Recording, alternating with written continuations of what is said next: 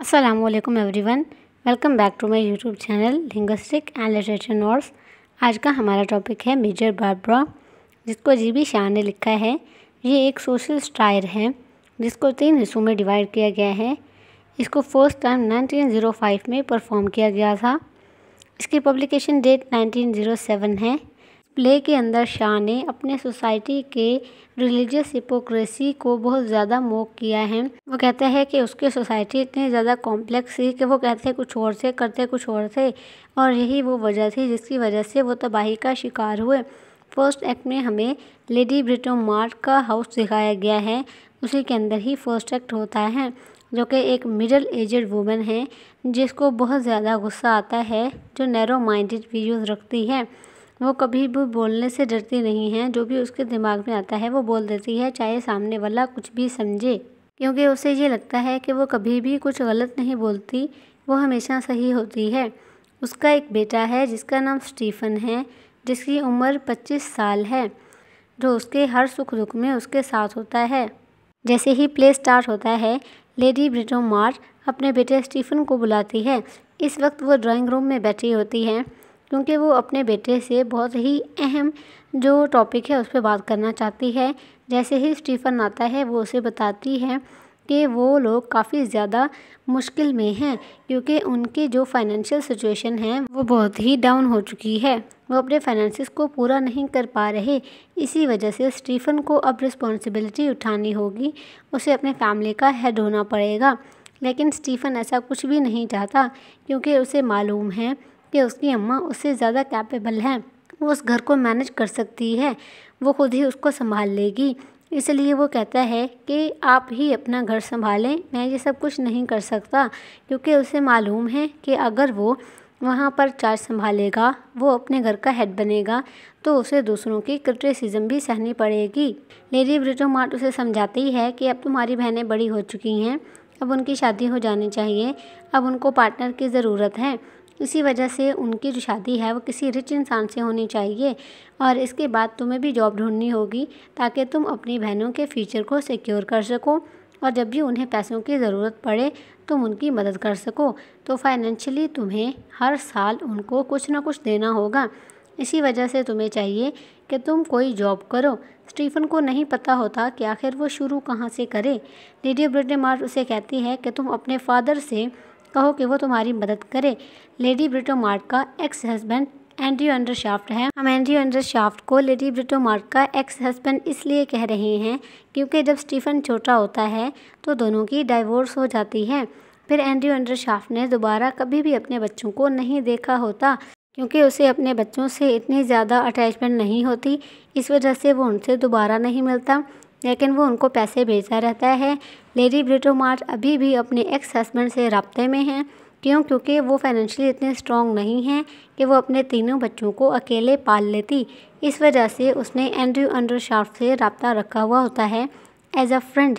इस वजह से वो उसके पैसों से अपने तीनों बच्चों को पालती है, लेकिन बच्चों को नहीं पता होता, क्योंकि अगर बच्चों को ये पता होता कि उनकी मदर उन्हें उनके फादर के पैसों से पाल रही है, तो वो कभी भी उससे इतनी ज़्यादा नफ़रत ना करते। वो अपने बाप से इस वजह से नफ़रत करते थे क्योंकि वो वेपन फैक्ट्री का मालिक था, क्योंकि वो वार को सपोर्ट करता था। इसी वजह से वो एंड्रयू अंडरशाफ्ट यानी अपने बाप के पैसे को इलीगल समझते थे और उसे डिसलाइक करते थे। लेकिन उसको डिसलाइक करने की एक और वजह भी थी स्टीफन के पास, वो ये कि उसने स्टीफन को अपने प्रॉपर्टी से डिसइनहेरिट कर दिया होता है। इस वजह से भी स्टीफन को वो पसंद नहीं होता, क्योंकि उनके यहाँ ये ट्रेडिशन होता है कि जो उनका सगा बेटा होता है उसको प्रॉपर्टी नहीं दी जाती। प्रॉपर्टी दी जाती है किसी ऐसे बच्चे को जिसको उन्होंने अडॉप्ट किया हो, जो ऑर्फन चाइल्ड हो। इस वजह से वो सब कुछ उस ऑर्फन चाइल्ड को देते हैं और अपने सगे बेटे को डिसइनहेरिट कर देते हैं। लेडी ब्रिटोमार्ट भी अपने एक्स हस्बैंड एंड्रयू अंडरशाफ्ट को पसंद नहीं करती, लेकिन वो ये जानती है कि वो उसके बच्चों की मदद करेगा, वो उसके डॉटर्स को सपोर्ट करेगा उनके फाइनेंसेस में। इसी वजह से वो अभी भी एंड्रयू अंडरशाफ्ट के साथ कनेक्शन में है और वो अपने बेटे को भी यही कहती है कि तुम अपने बाप के साथ बॉन्ड बनाने की कोशिश करो ताकि वो तुम्हारी भी कुछ मदद कर सके, क्योंकि हमें भी उनकी हेल्प की ज़रूरत है। ये सब कुछ ना चाहते हुए भी स्टीफन आखिरकार राज़ी हो जाता है कि वो एंड्रयू से मिलेगा। अभी स्टीफन की बहनें बारबरा और सारा वहाँ पर आ जाती हैं। सारा बहुत ही कंजर्वेटिव और क्वाइट होती है, जबकि जो बारबरा है वो इसके ऑपोजिट होती है। वो काफ़ी ज़्यादा बोइस्टरस होती है और आइडियलिस्टिक होती है। बोइस्टरस का क्या मतलब है? बोइस्टरस का मतलब है कि वो काफ़ी ज़्यादा इनर्जेटिक होती है। उसके अंदर हमेशा ये पैशन होता है कि वो पुअर पीपल की मदद करे। इस वजह से वो सैल्वेशन आर्मी में काम कर रही होती हैं। बारबरा को अपना बाप ज़्यादा पसंद नहीं होता क्योंकि वो म्यूनिशन फैक्ट्री चलाता है। म्यूनिशन फैक्ट्री कहते हैं वेपन की उस फैक्ट्री को जो वार में इस्तेमाल की जाती है। बारबरा ये समझती है कि उसका बाप एक हिपोक्रिटिकल आदमी है, यानी कि वो मुनाफिक है, क्योंकि वो कहता कुछ और है और करता कुछ और है। उसके मुताबिक उसका बाप जो पुअर पीपल हैं वो कहता है कि मैं उनको डिफेंड करता हूँ, यानी पॉवर्टी को ख़त्म करता हूँ, लेकिन असल में वो क्या करता है, वो सिर्फ़ और सिर्फ रिच लोगों को फ़ायदा पहुँचाता है, क्योंकि जो वार हैं, जो वेपन हैं, वो सिर्फ़ और सिर्फ रिच लोगों के काम आते हैं। पुअर को सिर्फ़ और सिर्फ उसका नुकसान होता है। लेकिन एंड्रयू अंडरशाफ्ट का ये कहना था कि वो अपने उस इलीगल मनी के ज़रिए से पॉवर्टी को ख़त्म कर रहा है। तभी डोरबेल बजती है।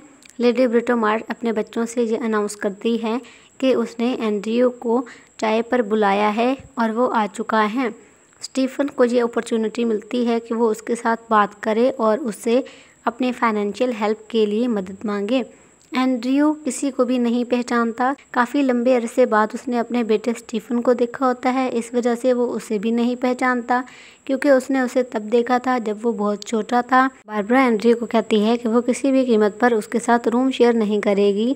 एंड्रयू चाहता है कि बारबरा और उसके दरमियान में जो भी कॉन्फ्लिक्ट चल रहा है वो ख़त्म हो जाए, इसलिए वो चाहता है कि बारबरा उसे समझे और वो ये भी समझना चाहता है कि आखिर बारबरा ने क्यों अपनी ज़िंदगी पुअर पीपल के लिए डेडिकेट कर दी है। वो कहता है कि अगर बारबरा उसके फैक्ट्री विज़िट करेगी तो वो भी सैल्वेशन आर्मी को देखने जाएगा जहाँ पर बारबरा काम करती है।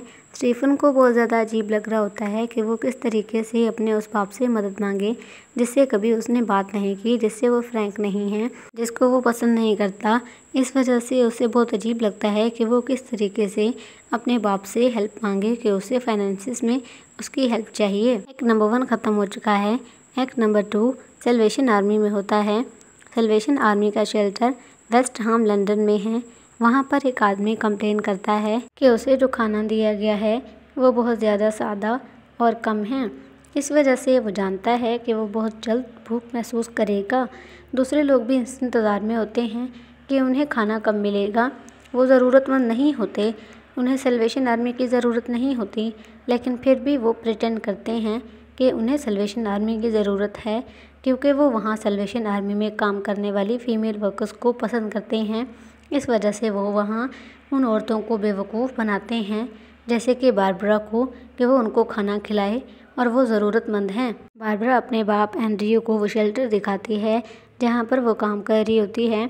वो उसे बताती है कि हमारे यहाँ एक्सपेंसेस बहुत ज़्यादा बढ़ गए हैं, जिसकी वजह से हमें फ़ंड्स की ज़रूरत है। यानी वो ये कहना चाह रही होती है कि उनका बजट बहुत लो चल रहा है।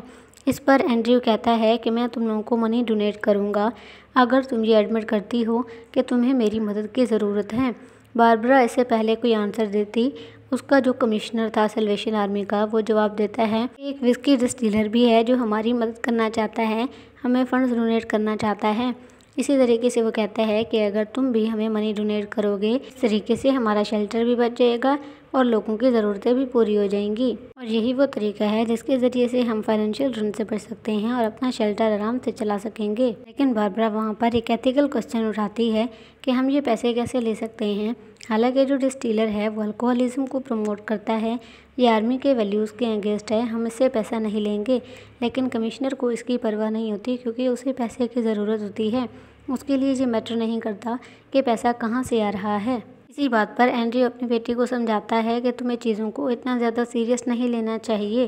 जैसे कि हमें पता है बारबरा को एंड्रयू पसंद ही नहीं है। इस वजह से बारबरा एंड्रयू से कोई भी एडवाइस लेने के लिए तैयार नहीं थी और ना ही वो उसके फैक्ट्री विजिट करना चाहती थी। दूसरा एक्ट ख़त्म हो चुका है, तीसरे एक्ट का स्टार्ट हो चुका है। तीसरा एक्ट जो कि हमारा फाइनल एक्ट है वो लेडी ब्रिट मार्स के मेंशन से स्टार्ट होता है। बारबरा अपने घर के एक कोने में खामोशी से बैठी एक किताब पढ़ रही होती है। उसने सल्वेशन आर्मी का यूनिफॉर्म नहीं पहना होता। तभी आसपास के लोगों को ये बहुत अजीब लगता है। सारा का फियांसे लूमैक्स उससे पूछता है कि ये सब क्या है, तो वो बताती है कि मैंने ये जॉब छोड़ दी है। वो उन्हें आज के दिन में गुजरा सारा किस्सा सुनाती है और कहती है कि मैं इस तरीके के हिपोक्रेटिकल ऑर्गेनाइजेशन का और ज़्यादा हिस्सा नहीं बन सकती, इसलिए मैंने वो जॉब छोड़ दी है। जबकि वहाँ पर एंड्रयू आता है। स्टीफन ने अभी भी उसे नहीं बताया होता कि उसे फाइनेंशियल सपोर्ट की ज़रूरत है। लेडी ब्रिटमार जब ये देखती है कि स्टीफन बहुत ही होपलेस है, वो अपने बाप से बात नहीं कर सकता, तो वो ये डिसाइड करती है कि वो खुद एंड्रयू से बात करेगी। वो प्रॉमिस करता है कि वो अपने बेटियों का ध्यान रखेगा, उनके फ्यूचर में उन्हें सपोर्ट करेगा। एंड्रयू जब बारबरा के फियांसे को फैमिली बिजनेस देता है। बारबरा का जो फियांसे है वो एक ऑर्फन चाइल्ड है, जिसकी वजह से जो एंड्रयू अंडरशाफ्ट है वो उसको अडॉप्ट करता है और अपना फैमिली बिजनेस उसके हवाले कर देता है। बारबरा को बहुत ही अजीब फील होता है क्योंकि उसे समझ ही नहीं आ रहा होता कि वो अडोल्फस कुज़न का साथ दे या फिर अपने सल्वेशन आर्मी का, क्योंकि दोनों ही एक ही पोजीशन पर खड़े थे। इसी वजह से उसे समझ नहीं आ रहा था कि वो इस चीज़ को एक्सेप्ट करे या रिजेक्ट करे, क्योंकि जब वो फैक्ट्री विज़िट करने गई थी तो उसे ये पता चल गया था कि उसके बाप के इस इल्लीगल पैसे की वजह से हज़ारों लोगों को घर भी दिया गया है और उनको खाना भी दिया जाता है। इस तरीके से उसका बाप अपने इस इल्लीगल पैसे से पॉवर्टी को ख़त्म करने की कोशिश कर रहा है। तो वो ये सोचती है कि मैं भी इस इलीगल पैसे का इस्तेमाल करते हुए सल्वेशन आर्मी में नीडी लोगों की मदद कर सकती हूँ। इस वजह से बारबरा सल्वेशन आर्मी में वापस चली जाती है। उसके भाई स्टीफन का फ्यूचर अभी भी अनक्लियर है, क्योंकि उसे अभी भी नहीं पता कि उसने कहाँ जाना है, क्या करना है, कैसे स्टार्ट करना है, क्योंकि स्टीफन के फादर एंड्रयू ने अभी तक उससे कोई प्रॉमिस नहीं किया कि वो फ्यूचर में उसकी हेल्प करेगा। जीबी शाह ने अपने उस सोसाइटी को बिल्कुल सही मॉक किया है, क्योंकि ये वही लोग हैं जो कहते कुछ और हैं करते कुछ और हैं। जैसे कि मेजर बारबरा, वो कहती थी कि मैं ब्राइब का पैसा नहीं लूँगी, मैं इल्लीगल पैसा नहीं लूँगी, लेकिन आखिर में वो इस चीज़ पर राज़ी हो जाती है कि वो इस पैसे को लीगल कामों के लिए इस्तेमाल करेगी। यानी वो इस पैसे को अच्छा समझने लगती है। वो कहती है कि इसे ज़रूरतमंदों के काम लाया जा सकता है। इस तरीके से उसके अंदर हिपोक्रेसी थी। Thank you so much for your participation. अगर वीडियो पसंद आई है, वीडियो को लाइक करें, चैनल को सब्सक्राइब करें और बेल आइकन को दबाना ना भूलना, ताकि ऐसी और वीडियोज़ आप लोगों को टाइम पर मिल सकें।